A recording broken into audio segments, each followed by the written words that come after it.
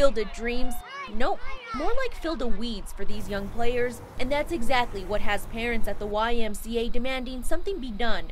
They say if it's not an infestation of ants on these practice fields, it's their kids coming home with splinters. We did have to pick out splinters from his hands. I got an infection in my toe because of splinters just from walking out onto the field. Amy Kay says she's not the only parent who's called the Y to complain, but after 3 weeks of no response, Kay's team coach ended up doing some of the work so that their kids had somewhere to practice. The coach of my kids' team, would show up early and drag the fields just to help minimize the amount of splinters and stickers. This is one of the Y's practice fields and a player standing on first base.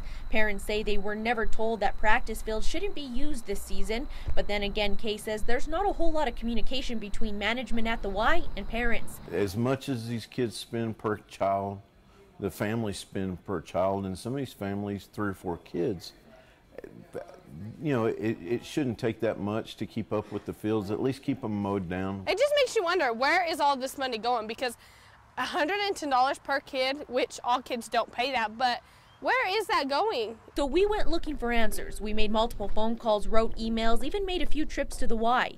We were told last Friday that we would receive a statement. We never got one. We reached out to program directors, the CEO, Cindy Platt. Still nothing. So we made one final attempt. I'm looking for Cindy, the director.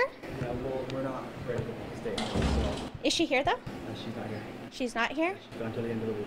She's gone until the end of the week. Is there anyone here that can speak to us? No, ma'am. Nobody at all? No, ma'am. Just me. So you're the only person here? Unless you want to talk to the kids. So you're taking care of all the kids?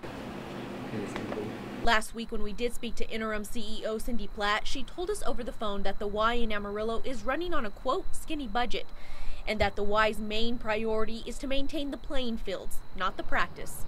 Being transparent about it and asking for help instead of pushing the issues and the problems aside and not being truthful, I think that they could gain a lot of help and support from our community by just being honest. I expect a certain level of professionalism, and as far as the upper management, there really wasn't any. As far taking care of the fields, the complex, things like that, it just wasn't there.